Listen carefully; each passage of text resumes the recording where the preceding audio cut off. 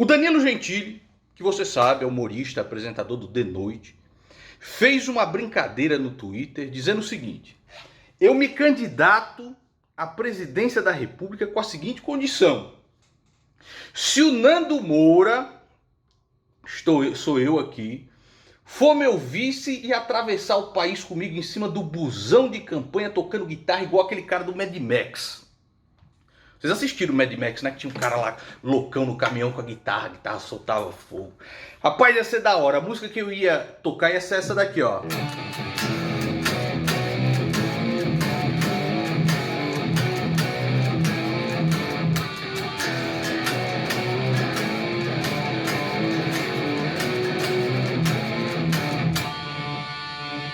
Com a lingona pra fora, tipo Jane Simmons. Loucão, vira. Ia ser massa, ó. Ia ser massa, bicho. Mas ele fez esse post na zoeira e as pessoas já começaram aqui: rapaz, se candidata mesmo, Danilo Gentili 2022. Eu faço campanha pra vocês de graça, eu entrego até panfleto na rua e tudo mais. Você vê como as pessoas estão desesperadas por um outro nome, né? Porque ficar entre Lula e Bolsonaro não dá, pô. É um negócio assim absurdo. E por mais que seja uma zoeira, eu cheguei e falei assim, ó, se é para ser assim, eu tô dentro. Eu tô dentro. Por mais que seja uma zoeira, a gente sonha, né, cara? A gente sonha com um país um pouco melhor. O que eu faria se fosse presidente da República? É isso que eu vou falar para vocês aqui. E aliás, eu agradeço a cada um de vocês que está aqui, que mesmo que seja, mesmo uma brincadeira, mesmo uma zoeira, a galera falando: eu voto em você, Danilo Gentili 2022, Nando Moura, chapa. Cara, a força que vocês me dão aqui no canal é muito importante. Sem vocês não ia dar para continuar. Então assim, eu agradeço muito a cada um de vocês que está aqui. Verifique o gostinho, chininha, inscrição no canal. E quando ele faz uma brincadeira assim, a gente até sonha, né? O que eu faria se fosse o presidente da República? Né? O que eu faria se estivesse lá? Eu vou compartilhar isso com vocês. A primeira e mais importante coisa não é aquilo que eu faria, é aquilo que eu não faria. Certo? O presidente da República, a principal função dele é não encher o saco do cidadão, não deixar a vida do cidadão mais difícil do que ela já é. Essa é a principal função. Se você esquecer que existe um presidente da República, significa que ele está fazendo bem o seu trabalho. Então a primeira coisa não é aquilo que eu faria, é aquilo que eu não faria. Entendeu? Então eu jamais sancionaria essas leis que favorecem a corrupção, que foi o que Jair Bolsonaro fez. Que foi sancionar a restrição na delação premiada. Para você ter uma ideia, uma lei como essa, se ela vigorasse na época do Lula, Palocci jamais poderia fazer uma delação, Delcídio jamais poderia fazer uma delação, o povo da Odebrecht jamais poderia fazer uma delação. E o mito, com a sua caneta, ato dele, de mais ninguém, sancionou a restrição na delação premiada. A restrição na prisão preventiva, temendo que o seu filho, Flavinho Onca, nos escândalos da rachadinha fosse preso, ele restringiu a prisão preventiva. Ele sancionou uma emenda do Freixo, do PSOL, que foi o juiz de garantias, e o Supremo Tribunal Federal está com ele na manga para soltar a qualquer hora. Se eu fosse presidente da República, bicho, eu jamais colocaria um petista na PGR. Um cara que deu festa pro Zé Disseu e aplaudido por toda a esquerda, que deu há pouco tempo atrás uma entrevista na TV PT dizendo como ia destruir a Lava Jato. Não é o que eu faria por vocês, é o que eu não faria.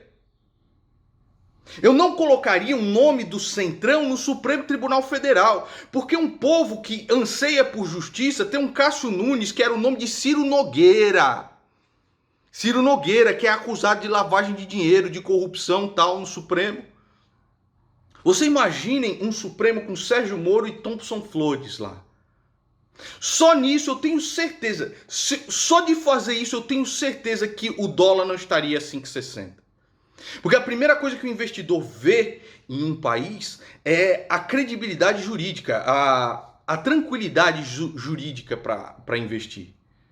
Se a Suprema Corte é assim, é do jeito que está, como é que você vai investir uma grana aqui? Inclusive a OCDE, olha, isso aqui é inédito na história da OCDE, certo? Criou uma comissão só para investigar os retrocessos no combate à corrupção que está acontecendo no Brasil. O órgão internacional fez isso, bicho, a OCDE, que é importantíssimo para o comércio do Brasil. Só de fazer isso, eu tenho certeza que o dólar não estaria a R$ 5,80, estaria a R$ 4,70. Mas o que eu faria hoje, diante da crise de hoje? O que eu faria se eu fosse presidente da República? Ou se eu fosse o vice-presidente aqui do Danilo? Meu irmão, eu ia atazanar esse cara até que isso acontecesse. Eu jamais deixaria isso. Não falar assim, meu irmão, não quero saber não, eu vou para casa. Tá, eu vou para casa, seu palhaço, você me chamou aqui para ser vice-presidente da República, você coloca um Cássio Nunes no STF, eu vou para casa, eu renuncio do meu cargo, eu vou embora. E deixaria claro para a imprensa, né? Isso daí.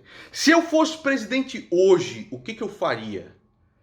Eu convocaria, hoje, agora, eu convocaria imediatamente uma coletiva de imprensa para que eles pudessem filmar eu me vacinando. Tá aqui, ó, pessoal. Vamos lá, vamos todos atrás da vacinação, porque sem isso nós não vamos escapar dessa crise. Faria essa coletiva de imprensa, me vacinaria para inspirar o povo. O presidente ele tem que fazer isso antes, como fizeram os presidentes em todo lugar do mundo. A loucura só existe aqui. Eu faria um vídeo nos moldes do Benjamin Netanyahu, que é o primeiro-ministro de Israel, onde ele convoca a população para vacinação, falando assim, vocês não querem vacinação, vocês são os idiotas, venham todos se vacinar, venham todos se vacinar. Se você não viu essa propaganda, assista. Tá? Primeiro-ministro de Israel convoca a vacinação, só você digitar aí no YouTube. Essa é a primeira coisa que eu faria, né? Eu reconduziria o Nelson Teich ao Ministério da Saúde. O plano que o Nelson Teich tinha do isolamento inteligente era um dos planos mais avançados e mais brilhantes que existia no mundo. No mundo. Não é nem o isolamento vertical, nem o isolamento horizontal. É o isolamento inteligente. Chamar todos os governadores e falar, olha, este aqui é o plano que ele está apresentando. O que aconteceu? Ele estava com esse plano na mão. Quando ele chegou com este plano pro Mito, o Mito falou, mas você quer cloroquina ou não quer? Cloroquina ou tubaína? Então tá fora do meu governo. Tá fora do meu governo. É absurdo. Aí chamou um capacho como Pazuello, chamou um outro nome que é um capacho também. Cara, é absurdo, né?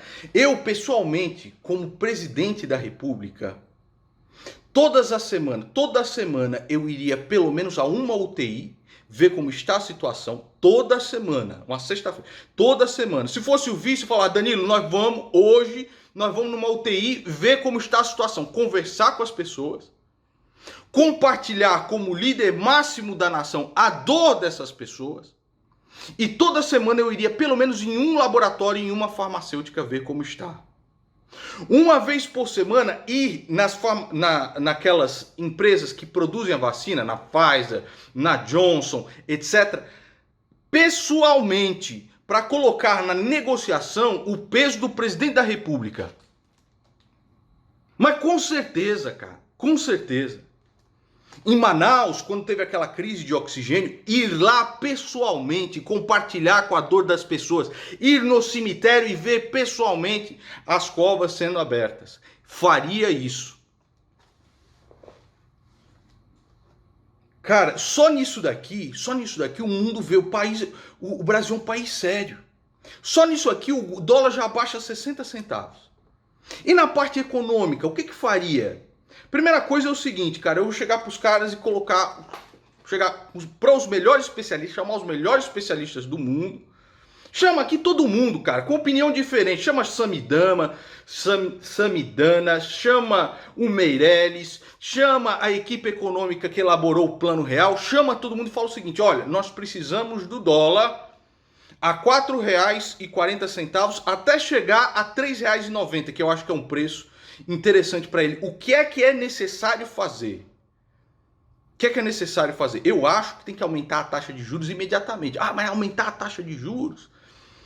Sim, porque a taxa de juros mantida dessa forma é uma maneira artificial.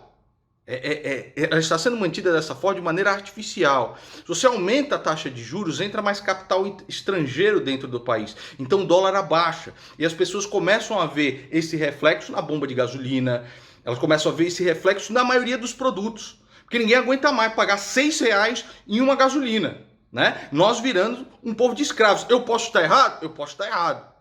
Talvez esse não seja o caminho, mas a equipe de especialistas precisa dar uma solução. E aí mostrar isso para o povo. Da mesma forma que o Mandetta fazia aquelas coletivas lá a respeito da saúde no final da tarde, dá uma coletiva de imprensa com o presidente da República e com todos os grandes nomes da equipe econômica, nós estamos fazendo isso.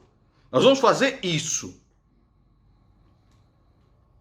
Aí, cara, o dólar baixando, o dólar chegando a um patamar aceitável, você veria o preço refletido na bomba de combustível imediatamente. Ao mesmo tempo, e que se tem que ver imediatamente, uma forma de colocar no Brasil uma usina de refino de petróleo que nos possibilite ser autossuficiente na gasolina, porque a gente importa a gasolina de fora. A gente importa, porque o nosso petróleo aqui não tem a densidade correta para fazer a gasolina, mas basta ter uma usina de refino para que se alcance isso. Mas eu posso estar errado? Posso. Só que coloca os especialistas para fazer. Coloca a melhor equipe possível. O governo Bolsonaro, cara, isso que eu não me conformo, ele tinha tudo para dar certo, bro. Ele tinha tudo para dar certo. Porque o cara tinha rabo preso com rachadinha, com esquema espúrio e tudo mais, como demonstram as investigações. Inclusive, Flávio Bolsonaro teve 2 derrotas na STJ ontem, né? Porque teve esse passado com rabo preso, virou uma marionete do Centrão, cara. Então, não custa a gente sonhar, né, cara? Não custa a gente sonhar. Isso eu faria com certeza, bicho. Só do investidor internacional ver um presidente da República tomando essas atitudes, eu duvido que o dólar não fosse para R$3,90. Eu duvido que o povo do mundo inteiro não quisesse investir o seu dinheiro no Brasil, porque seria o primeiro país a sair da crise. Se tivesse fechado aquele contrato com a Pfizer no começo, aquelas 70 milhões de doses, e não ido atrás de cloroquina, ivermectina, priquitolina, o país hoje estava saindo dessa crise. Nós não estaríamos ontem tendo que ver o maior recorde de número de falecidos que aconteceu num país. Foram 2.800, nós vamos chegar a 300 mil irmãos nossos que se foram numa pandemia como essa. Então assim, cara, por mais que seja uma zoeira do Gentili, nós estamos desesperados aí para um outro nome. Nós estamos desesperados com isso. Agora, se o grandão, se o branquelão quiser ser presidente da República, ele tem o meu apoio, ele tem o meu voto, e se ele me convocar para ser vice-presidente, eu vou. Eu dou a minha palavra, eu vou.